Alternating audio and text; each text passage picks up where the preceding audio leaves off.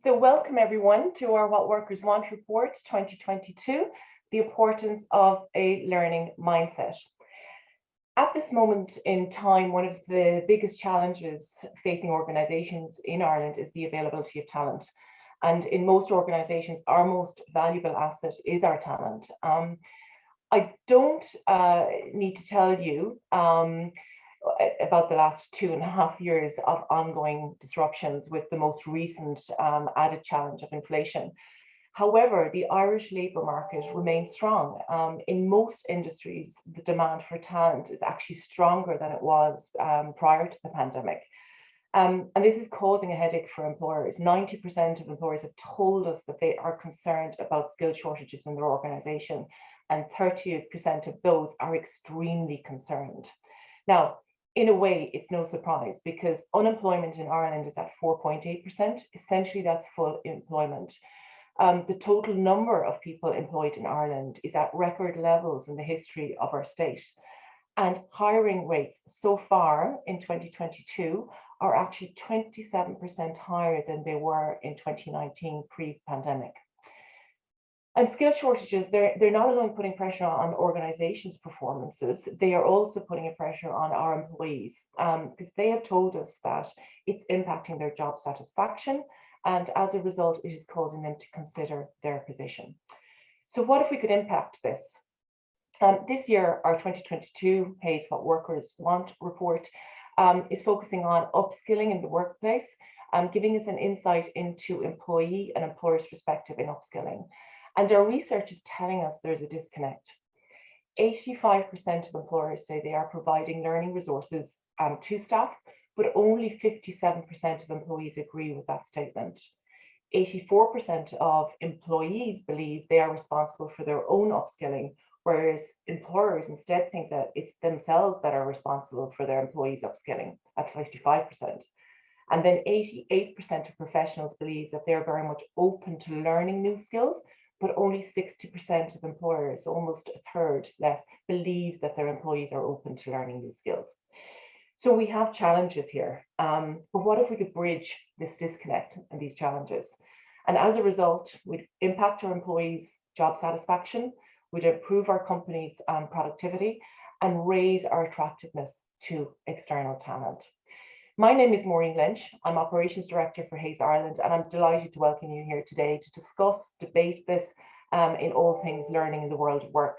I'm delighted to be joined by Aoife O'Brien, who's the founder of Happy Work. Aoife's business supports organisations looking to retain top talent. She's passionate about fit and especially around how creating the right environment can help individuals to reach their full potential, and in turn, organisations will thrive. Delighted to also be joined by Louise Nixon, who's Digital Wellbeing Manager at Workit. At Workit, Louise works to enhance employees' wellbeing and works with over 300 clients across the globe, including ourselves at Hays, KPMG, Deloitte, and many, many more. She has a keen interest in the interplay between mental health, physical health, and tech, with particular focus on promoting employees' wellbeing. And then our very own Michelle Driscoll, who's a regional coach for Hays, who's over 8 years of experience within the world of learning across Irish, international industries, and also in education. So welcome you all. Lovely to have you. Michelle, you got over the tech issues? Thank God. Yes, I'm here, Maureen. Yeah, a bit of a restart at the worst possible moment, but we're all good. We're still moving. Very good. Great. So if I might go to you first, actually, if that's okay. Were you surprised by the disconnect between the employer and the employee in relation to what I just spoke about there that came through the report? I suppose in some ways, yes, but in some ways not really. I think the perception a lot of the time is that employers are providing a lot of these opportunities for employees, or they believe that they are, but the employees, from the employees' perspective, they don't feel like they're necessarily getting that same level of support. So I think, you know, more than just providing these opportunities. And I know we've talked about this in the past, that it's about letting people know that these opportunities are available, or it's not just about the formalized learning that takes place in organizations. It's about the informal learning that takes place as well, that we really need to reiterate that. And I think a really important part of learning, and maybe we'll talk about this a little bit more in a little while, is reflecting and taking time out to understand, well, what have I learned this week, or what have I learned today, or what have I learned this month, and how are you putting into practice what you've learned, whether it's on the job or whether it's from some formalized training or from some mentoring or something like that. How are you actually utilizing that? But beyond that, taking that information and sharing it with your boss, or sharing it with the leaders in the organization, and showing them how you're actually implementing what you're learning as well. Yeah, excellent. Yeah, because that came through in the recommendations as well, didn't it? Yeah, that's something that sharing it with you and demonstrating it. Okay, what I might do is, because the report is broken down into 3 areas. It looked at aptitude, it looked at attitude, and then availability. And I think it just frames our conversation really well if we go through it at a very high level and then bringing it to life with your experiences and expertise. So if we take aptitude first, and this is to the extent a person needs to develop and how well suited they are to different learning methods.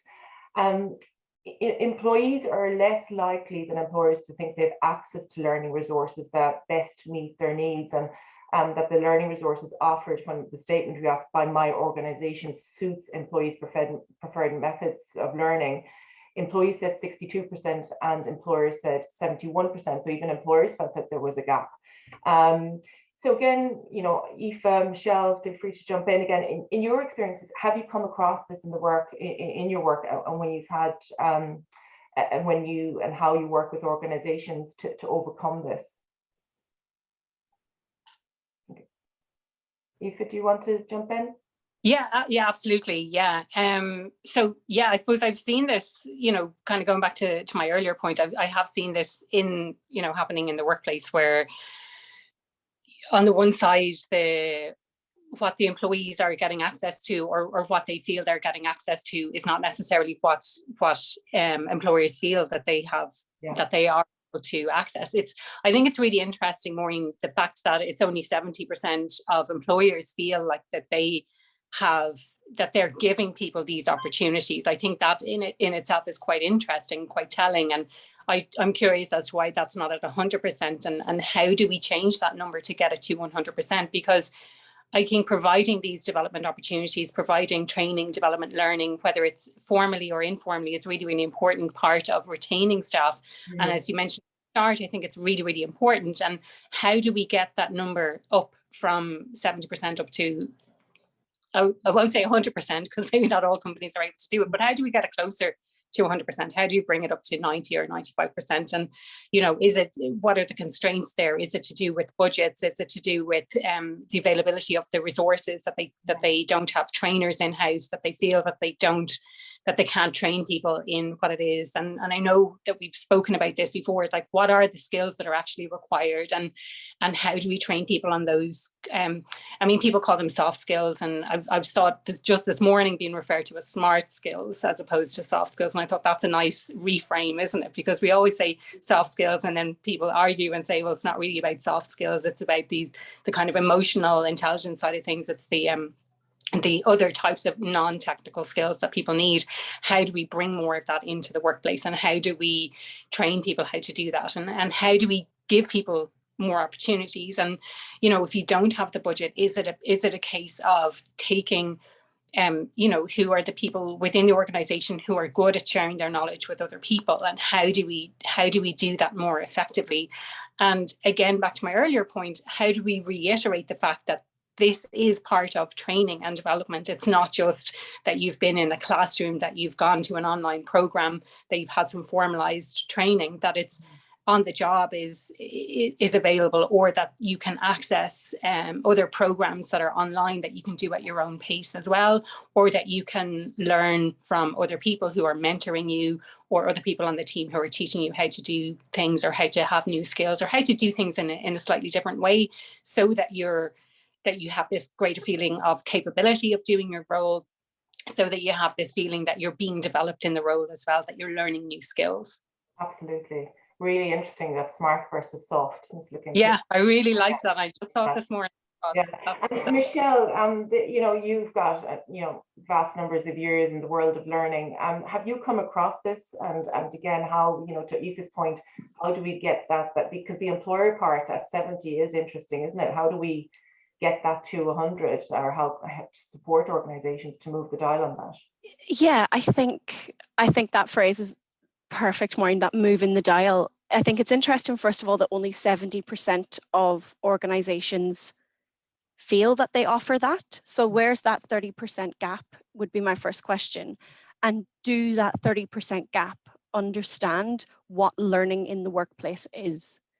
I think, and it's something we've worked a lot on it in Hays, and it's something that you and I have spoken about, is that idea of like continued professional development, and how, and it kind of sort of bounces off some of the points Aoife made there, that continued professional development in the workplace is not what it used to be. It's not training. Like, we've definitely evolved in our language, and there's that, again, that point, smart versus soft skills. We've evolved in our language. We've evolved in how we talk about learning at work. We've evolved. We've moved forward in how we think about getting better at work and in our jobs and in our roles to sort of bring our teams forward, bring our businesses forward. Yeah. And that thought around continuous professional development is fundamental. And maybe it's a mindset shift. Maybe it's something that as organizations we need to think about. And training, as it was, is not sitting in a classroom and sort of, like Aoife said, going and doing an online program. That's not what CPD is anymore. CPD is about that holistic CPD in your workplace. What opportunities do you provide? I think when I was sort of reflecting on those insights, even if we reframe our performance management reviews at work, that is CPD, because you sit down, you address your areas of strength, and that's really important. And then you also look at your areas of development. That alone is CPD. Yeah. And I think there is CPD. It is so holistic in the workplace now, and how people want to be developed and how people can be developed. We can engage so much further with that sort of like train of thought. Yeah. And CPD is everything from sitting in a classroom, doing some formalized training, to sitting on a webinar like this and really upskilling your thinking, upskilling your smart skills. It's working with your line manager on a project that you maybe don't have any prior knowledge of. And something we definitely do at Hays is, if we launch a new piece of technology within our own business, there are upskilling sessions. People think, oh, that's functional, it's important because we must be able to use the system. But when you look at your holistic skill set as a result, you then all of a sudden know how to function and work better and smarter as a result of knowing a system. Yeah. And I think good point. That's a key area. I think as well. It's kind of learning how to learn. Like, so how do I learn a new system, and how do I put that into practice the next time it comes to learning a new system as well? Yeah. Anyway. Yeah, and just on the point as well of that Michelle made about language and letting people know when new systems are in place, I think communication is a key point there. A lot of employees don't even know that there are learning supports there available to them, and just getting the message out there is really important. We have our learning portal that, as Maureen mentioned, a lot of different organizations across the globe use. And in March there, we started sending out newsletters every week to let people know about the new courses and TED Talks, etc., that are available. And since then, we've seen a 40% increase in engagement across employees. So a lot of the time, I think it's just that employees don't know what's there for them. And coming from a top-down approach, their employers letting them know what's there really motivates them to engage and upskill, both personally and professionally. Yeah, and it was just a very simple action, wasn't it? Just exactly. What's on it, and but a huge impact. Yeah. Fantastic, brilliant. I think that point around impact, Louise, is so important, because it also sort of flags the issue of how people want to learn now.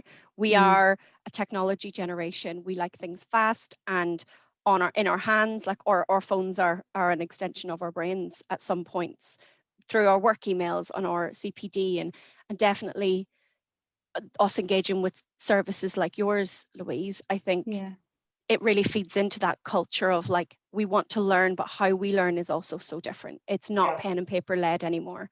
It's Exactly. forward thinking. Yeah. And even that touches on the point that you made, Maureen, about the different methods of learning. So everybody has different learning styles, and whether that's visual or auditory, you might listen to podcasts. And Aoife has a good podcast out. And whether it's articles you want to read, or if you're more learning by doing, getting engaged in learning courses, just having those different modalities of learning available is really important too, definitely. Yeah, because you actually, that was interesting. It came through in the research that the most effective ways of learning was looked at. In-person classroom came out as top, but the next two were online courses, set times with a tutor, and online, taking it at your own pace.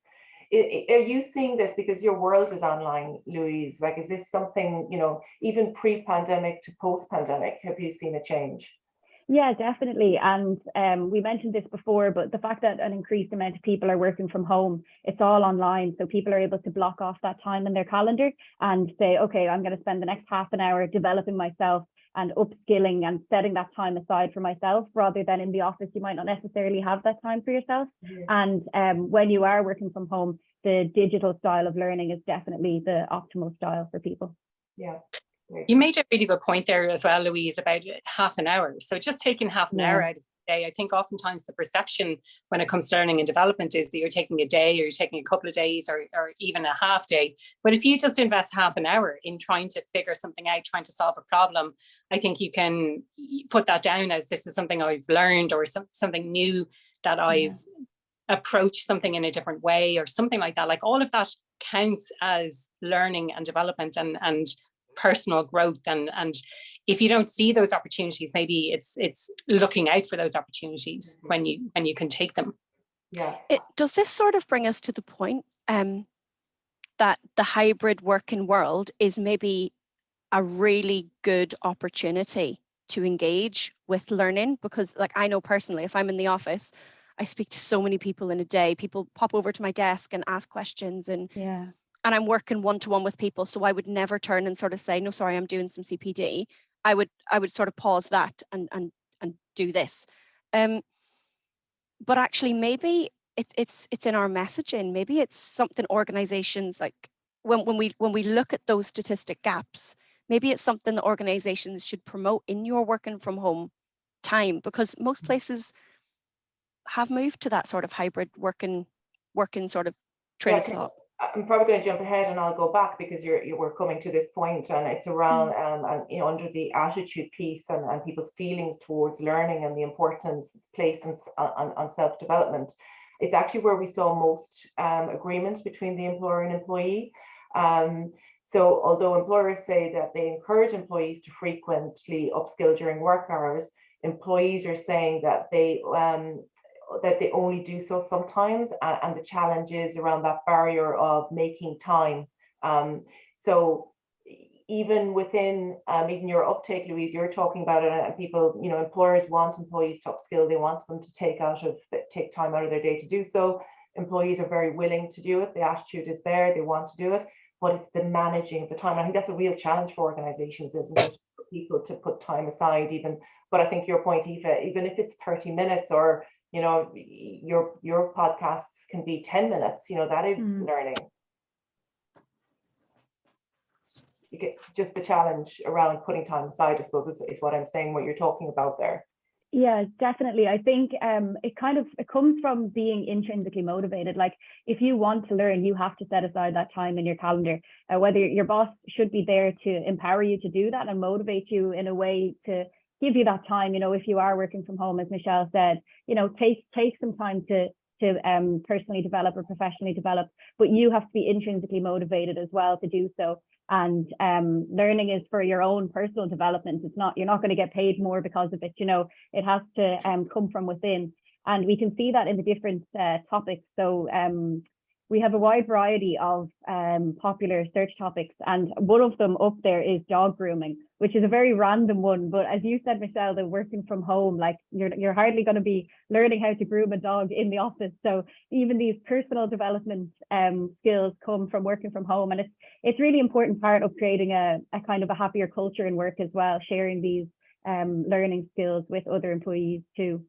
Yeah, no, I think on the time factor, I think that's something a lot of people struggle with as well, is actually finding that time, even finding that half an hour. I know there's so many people out there at the moment working such long hours. You know, there's a burnout crisis as well. People are reaching that stage where they're just not feeling motivated to learn. Louise, I loved what you had to say about sometimes we feel when it comes to learning and development, it's a box ticking exercise. I have to do this because I need to get to the next level. I have to do this to get this promotion. I have to do this because my boss told me I had to do it.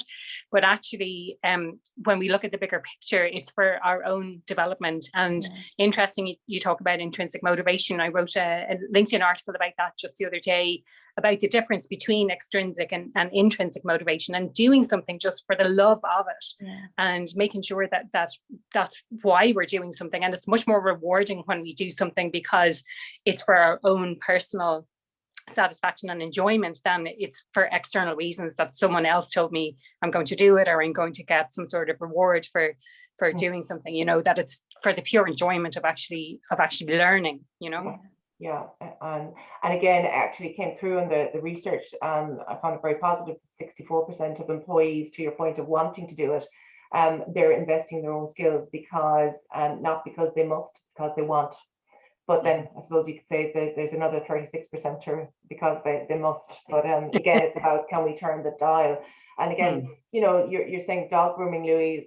We got a comments from you around history, and I thought that was really refreshing. I was going, actually, that's, it would be lovely to put some time and do some learning. You know, even though my employer is providing it for me to study and yeah, exactly. Just exploring your own interests as well, not just considering learning and in terms of project management and Excel. And while those are popular topics, you know, you have your own personal topics like history, language. Spanish is a big one, dog grooming, all those different things as well. And this varies a lot across industries too. So it's an interesting topic, yeah. And you're feeling happier. Yeah, us as employees then should be happier. Exactly. More empowered. I might take us just back slightly, because it was an interesting point I wouldn't mind discussing with you is around, and this was under the aptitude, that employers, and quite a high number I know was great, 81% of employers said they would consider hiring candidates based on their aptitude with the intention of upskilling them. And then on the employee side, I think this is higher than I've ever seen it, is just under 80% said they would apply for a job even if they didn't have all the skill sets. And we know that, and that you know, that we hear this research about males and females, that males are more inclined to apply for a job versus a female, you know, depending on what skill set they have. And again, within that, they're broken down by age. It's the 18 and 34-year-olds up to 34. They're in the 80s, 80 plus, that they would be more inclined. That's quite refreshing, isn't it? That firstly, that employers are very open to doing it. And then we've got more people willing to put themselves out there, even though they may not have all the skill sets. Yeah, I see that message coming out a lot these days, Maureen, and I've seen jobs recently being advertised. Now, imposter syndrome is something I speak an awful lot about. And, you know, that plays a huge part in this. And the stats that show that if a man has, say, 6 out of 10 of the required qualifications or skills that are listed in a job, that he will apply anyway, whereas a woman has 9 out of 10 and she's very reluctant to apply because she doesn't have 10 out of 10. Now, that's proven from research. I think it's really interesting, the difference between men and women. But I have seen jobs advertised recently where they say, we know about the confidence gap, we know about imposter syndrome. If you feel like you have the level of experience that we're looking for, or I think as well, you know, this kind of ties in with the overall picture of what we're talking about today. It's not just about having the right skills. It's being open to learning new skills and having the right attitude and aptitude towards learning. I think is really, really important. And for me, and this is something I talk an awful lot about, is hiring for attitude or hiring for values, you know, so making sure that the values are aligned with the values in an organization. And when you're hiring someone, making sure that their values are aligned with the values of within that organization. And then you can train people how to do stuff. It's really, really refreshing to see this. And, you know, especially given the whole context of what we're talking about is this skills shortage. So being able to bring people in, and, you know, they talk about hiring skills training skills or buying skills. So whether it is you're bringing in a contractor, or whether it is you're bringing in someone who already has those skills, or now it looks like people are willing to hire people and actually teach them the skills or invest in them so that they can get those skills to bring them up to speed to close the skills that exist. Yeah. Because it's a really important point, I think, what you've just said there about the values, because we all have our own values, which we respect, but they may not align with an organization that you join. Exactly. Yeah. And you're more likely to be unhappy and may leave. And it doesn't mean, you were a bad employee, or, the employer was a bad employer. It's just values. It just wasn't a good fit. Yeah, it just wasn't a good fit. Yeah, actually, on both parts. That's almost more critical to get right, because we can train everything else. And then absolutely. Very happy employee and productive, long term, probably getting tenure, and as a result, then the organization is more successful. So so it's really something that's brilliant that we're seeing, because I think previously organizations might say this, but really it was challenging to live it. But now we've got organizations that are actually saying it. We understand, the imposter syndrome. Please apply, etc. And making it obvious is excellent. Okay, fantastic. Just before I move on, any other? I think, Maureen, on that point around 81% of employers being willing to hire with the intention of upskilling, this is wonderful. But from an L&D perspective, if we look at the attitude piece, the aptitude piece, they'll hire with the intention of upskilling, but then further down, we know that 35% of employers, only 35%, say that they have a clear development plan in place. Mm-hmm. So I think there has to be, it's two sides of the same coin. Yeah. Because if someone's going to join an organization, knowing that there's a skills gap, but with an employer and having that conversation and saying, this is what I really need in order to work at my best self at work and to do my best work. I think that clear development plan in place for employees, and potentially lots more employers have it than the 35%, but they have it, but they don't have that name for it. So again, it links right back sort of to that point that Louise made earlier around that communication and making sure that your messaging around developing your people is clear, so that people know that they are actually getting what was promised. So I think that definitely those are two parts of the same conversation. Yeah, no, really good point. Yeah, so very much to be aware of it. Okay, so then if we go, I'm going to jump back to the attitude piece again, and around employers and employees, where they stand around their responsibility for their responsibility on upskilling. So it was found 84% of employees feel they're responsible for their own upskilling, where employers, for the majority, believe that it's the employer's responsibility. Now, while there's a gap there, there's a positive ethos, isn't there? That potentially, if we could connect it, because employees are saying, no, I'll take responsibility for it. Yeah, I think for me that it's really positive, because in the past, typically, I think we've put the onus on employers to be the ones who manage our careers, the ones who manage our development. But I think there's been a real shift now where people are taking personal responsibility for managing their own careers, for understanding their own development, what are their development needs, where else do they need to, what do they actually need? Whereas if you leave all the opportunities in your career to the employer, I know I've done this in the past, you kind of, there's no open positions or there's no promotions available in a role that in the organization that you're working in, for example. So you just think there's no opportunities to progress. But actually, if you cast the net a little bit wider and have a look at what else is out there, and could I potentially grow into another role? Could I move into another organization where there are more development opportunities?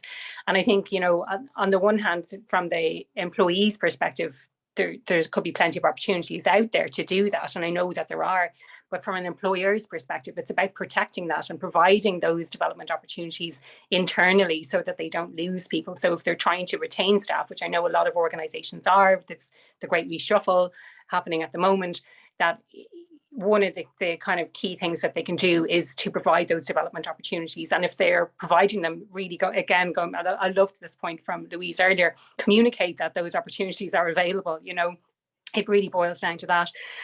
So I think it, it presents an opportunity to say, okay, so as an individual, I'm taking personal responsibility for managing my own career, for managing my own development. I think that's brilliant. From an organization's perspective, I think they need to be really clear on what the expectations are within a specific role and what the expectations are to get to that next level role as well, if that's what someone wants to do. And another thing I see happening a lot, which presents another fantastic opportunity for learning and development, is a lateral move, so that you're not necessarily being promoted into a role, but you're moving into another role that is of the same level, but you're learning new skills, and so you feel a little bit more challenged, you feel a little bit more like you're contributing, that you're learning something new, and it's a really great way of retaining people without necessarily having to bump their salary. Yeah. Absolutely. I actually want to get to that point around the retention piece. But before I jump there, again, Louise, I don't know, in the on world, do you see this playing out in the online world where, whether, employers are coming to you feeling they're responsible for it, but you've got actually employees taking ownership of their own learning? Yeah, I think more and more employees are taking ownership of their own learning. And as Aoife said, like, it doesn't necessarily have to be learning for promotion. Like, there are extracurricular activities that employees can do in the workplace, whether it's mental health first aid training or events committees. Like, there are these other things that you can do that you can learn skills as well and get you, socializing and networking with other people in the organization that can help to you to work towards the place that you'd like to be, without it necessarily being part of your role. So I think that's really important as well. Okay, excellent. I don't know, Michelle, and actually before I say that, just if you do have any questions, feel free to put them in the chat box and we'll pick them up as we go. Have you anything you'd like to add there, Michelle? Because again, around the delivering of learning, and have you seen any changes there? I think that there's lots of changes in the way we deliver learning. I think the pandemic taught us a whole host of new skills and new patience for like technology and how to integrate technology really well into our working lives. But I think people still love the classroom element of learning, and that came through really, really clear in the report. So I think employers need to be mindful of a little bit of both is good for everyone. And I think as well, learning is great, and working independently and setting aside time for your own sort of continued professional development at home is crucial, but also developing with your peers, with your colleagues, with your teams is, I think, equally as fundamental and instrumental in businesses and organizations thriving and moving forward. And maybe that's the disconnect, where employers feel that they have responsibility and employees feel that they have their own personal responsibility. Maybe that's the two halves of that sort of point. Okay, all right. I just do notice that we've got a question.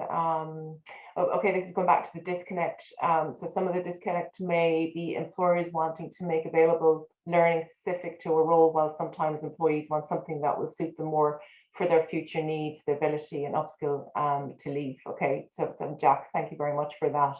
So I think, yeah, we touched on those points, isn't it? It may not be about your current, there's the development outside your current role as well. Okay. It's really interesting point. I just want to pick up on that as well. Thanks, Jack, for sharing that.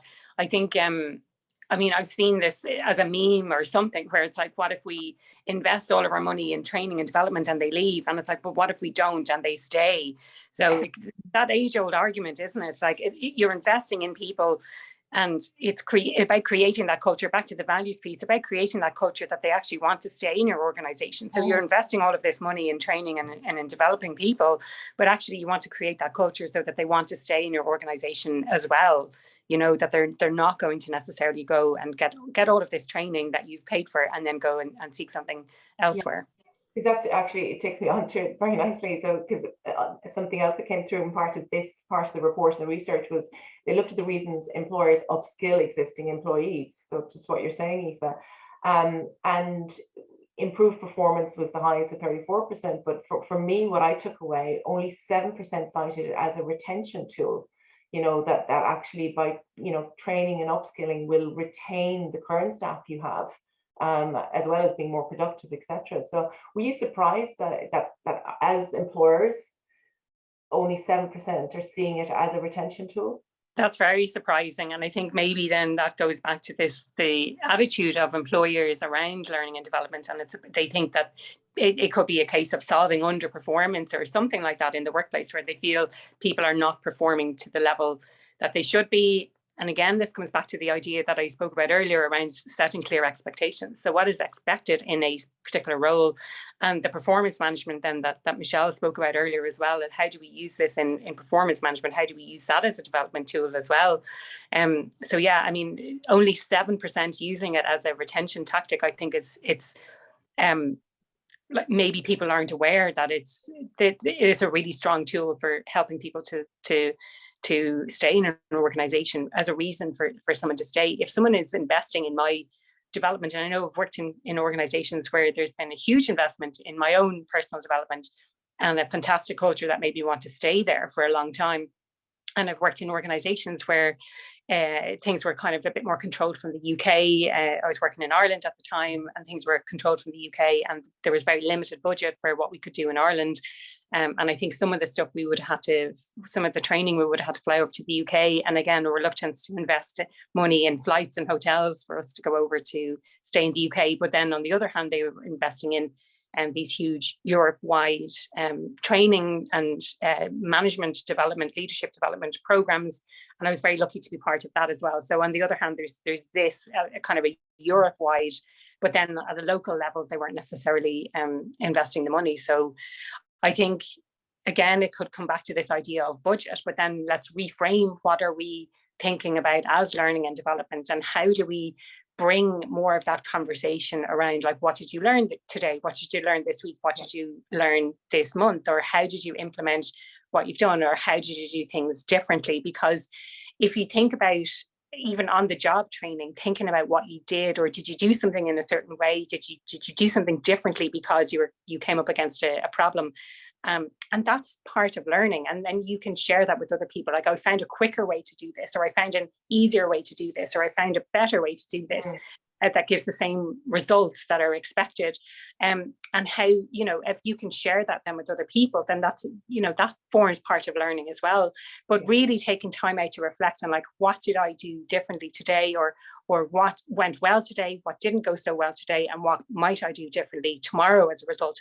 All of that forms part of learning. I think we can maybe shift the thinking around what learning actually is, on the one hand, and then on the other hand, like, think more about how can we reiterate that within organizations to show that we're investing in people. Yeah, and I think, Louise, you made that point as well, didn't you, just around, different types of learning. And Michelle, I know you're very passionate about learning is all around you. Every day you're learning, once you're open to and you're aware of that. But I think it's a real opportunity for employers if they don't, if we don't understand that this is actually upskilling can impact your retention, especially in an environment we don't want to lose our people. That there's an opportunity here, really, if you could start thinking of your upskilling as a tool to retain your staff, your current employees. Okay, so the third part then looked at availability. And again, this is the access someone has or thinks they have to learning tools, and how much personal time they spend learning. Now, again, look, we have touched on it, but there's a couple of points here. So, and you say, let's look at it again, like 85% of employers, they're providing learning resources, but only 57% of employees agree with this. So there is a big gap there, isn't it? Where employers think they are, that believe they are, and I'm sure they are. They're not doing it. They probably invested a lot of money in this, Louise. You're probably exactly. And I think a really important point there is, as Michelle mentioned, people might inherently be classroom learners, and it's the social aspect of learning. So coming into the office, even if it is just one day a week, and getting the water cooler talk, and just chatting about what is available there, you'll learn about the learning resources that are available simply by going into the office.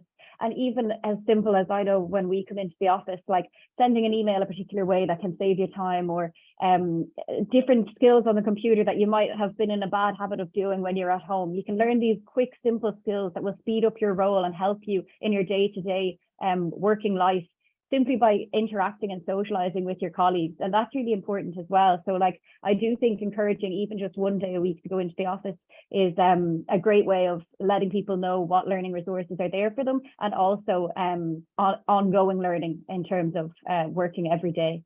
Yeah, absolutely.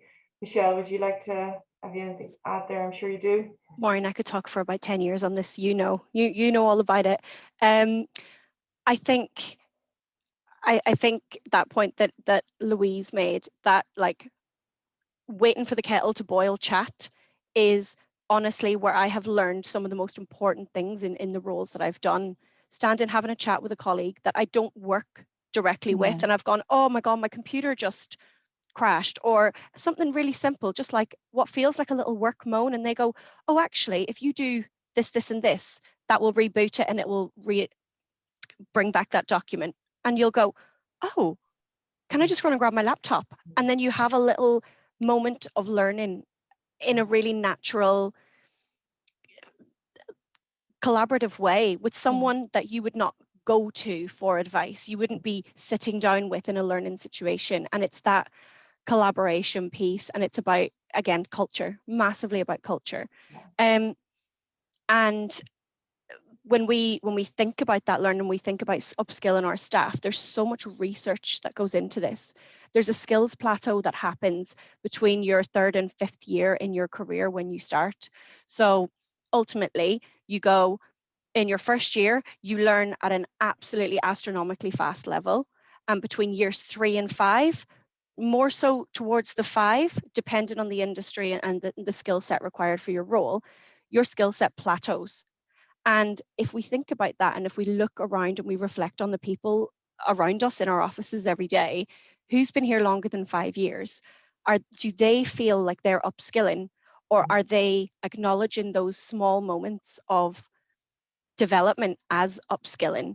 Because people tend to feel that at 5 years, that's when their itchy feet kind of kicks in. That's when they feel like there's not a space for me here anymore, because there's that phrase we hear, like it's a big LinkedIn phrase, I've outgrown my role. And actually, have you outgrown it, or have you stopped acknowledging where you can grow or where you do grow? Particularly only at that 5-year point where that plateau begins. Yeah, because it's almost your point, Aoife, around moving people into another role sideways instead of upwards. Absolutely. Because again, there's research, where I think it's 30% either they're unfulfilled or they don't see any prospects will leave. So 1 in 3, if they feel like that, will leave the organization. So make sure, there might be an opportunity to get promoted or move up a level, that once we're challenging people, even with the sideways move, that should support our retention. Yeah, and I think the word you used there, Maureen, is very appropriate. It's the challenge. So after 5 years, if you don't feel like you're challenged, you're feeling a bit bored, a bit complacent in your role, and there's no challenge there, that's, we have this need as humans to grow and to develop. But if you're not feeling challenged in the role, and I know certainly I've been in that position before where I've learned things quickly and I haven't felt like that much of a challenge anymore. And I've been in other roles where it's been too much of a challenge and it's too much of a stretch. So it's finding that balance, I think.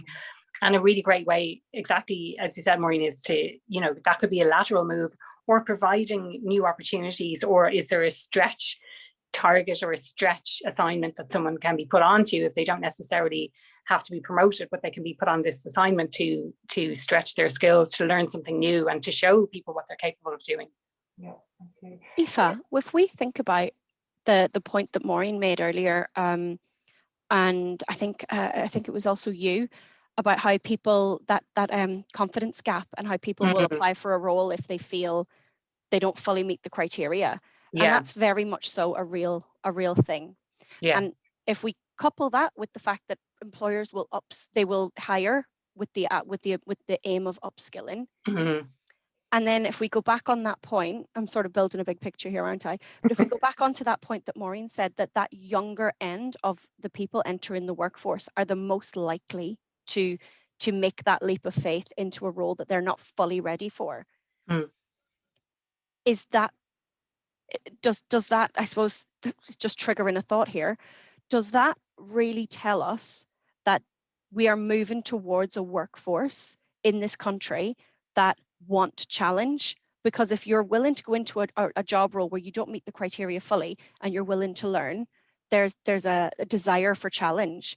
And I think maybe my parents' generation, my grandparents' generation, you got your job for life and you worked towards your pension, and it was that job for life attitude. And of course, there's nothing wrong with a job for life if you're in a job you love or happy with. Of course, that is a really important part of a culture and building a community. But are we moving towards a workforce, particularly that bracket that Maureen highlighted for us, where they want challenge and they will move for challenge. They will move to feel upskilled and challenged. And is that where this retention piece that we are sort of facing, the product of all of those little moving parts? I think, I mean, Michelle, we could probably talk all day about this, and I addressed this recently on the podcast is, does everyone want to progress, and is everyone really good at something? And it's just a case of finding what it is that you're really good at and then moving more towards doing more of that, versus are there some people, and I do get challenged on this, where people say, well, some people are freeloaders, or they're just there, or they're just comfortable, or they're just staying where they are, all of this kind of stuff. I think that a lot of the issues that we faced recently is that people do want that more challenge, and companies don't necessarily see this, or if you don't feel challenged, then I've heard about this quiet quitting as well. I'm sure you've heard it kind of all over the media, where people are basically, they're not resigning from their jobs, but they're just not putting in the discretionary effort that they would normally put in if they really, really enjoyed something. And I think it's been going on for quite some time, where if someone doesn't feel challenged, then they sort of pull away from the role a little bit. And then on the employer side, they're seeing, oh, that person isn't really that motivated, they're not really that into it, so they won't give them more challenging stuff. So it's almost like a vicious cycle of something that's happening, where and a chicken and an egg situation. Where did that start? Did it start because the person got bored, or they learned something too quickly, and now they didn't feel challenged enough, and now the employer is not giving them stuff that feels challenging to them anymore because they've pulled away slightly from the role?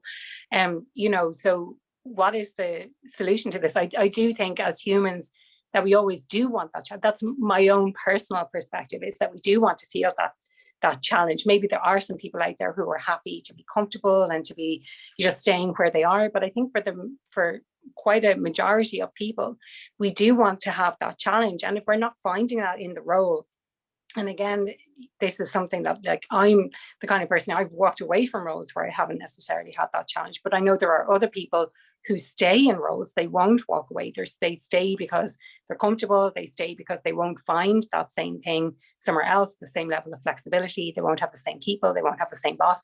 All of these things combined for reasons that people stay. But it goes back to this question of retention. Like, do you want to keep those people who are a little bit bored, a little bit complacent, and not bothered enough to move? Or do you want to keep the people who enjoy a challenge, who enjoy learning new things, who enjoy gaining new skills? And they're the people who you really should be focusing on retaining.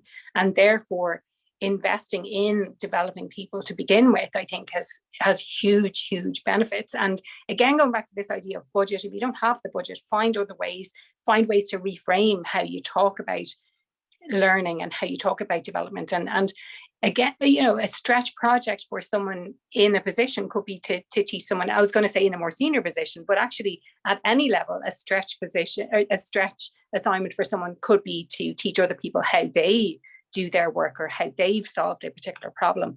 And there other people are learning from them, and then they can become viewed as the expert then.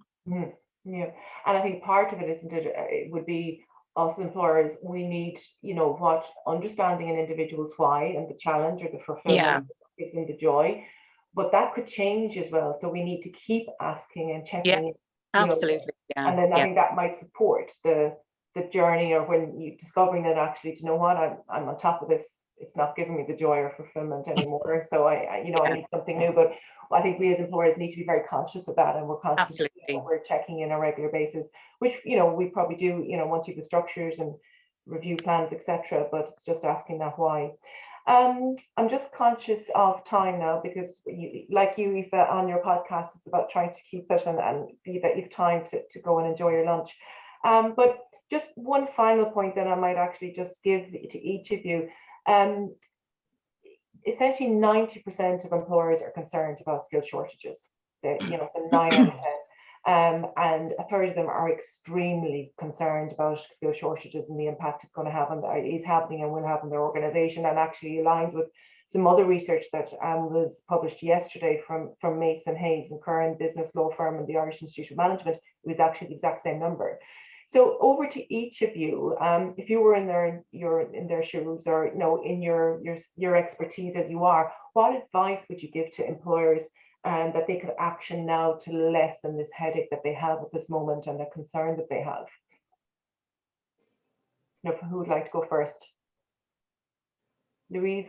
Yeah, I can jump in there. So basically what's really important is finding out, so if they're concerned about skill shortages, what are these skill shortages? And do they have a strategy in place on how to fill these gaps in where they see the skills are lacking?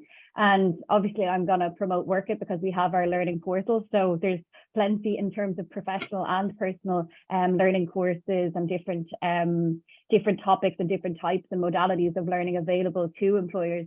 But I think having something in place to fill this gap is definitely going to ease the concern for employers. And then, as I mentioned earlier, what is really important is communicating it. So simply having it there isn't enough. If you want employees to actively upskill, then you need to communicate this with them and encourage and promote them to do it. So yeah, I think having a learning strategy in place is really important. Okay, excellent. Thank you. I think having a strong understanding of what the future skills are, it's not just about what current skills are. The other thing to consider as well is that they could have those skills within their organization currently, but they just don't necessarily know about it. So how are they assessing what people's skills are? People could have untapped potential within the organization, but then also identifying, well, what specific skills, going back to Louise's point there, what specific skills are required and how do we get those? So are we willing to train people in those new skills or send them on external training courses that they need to build these new skills? Are we going to hire people who already have those skills?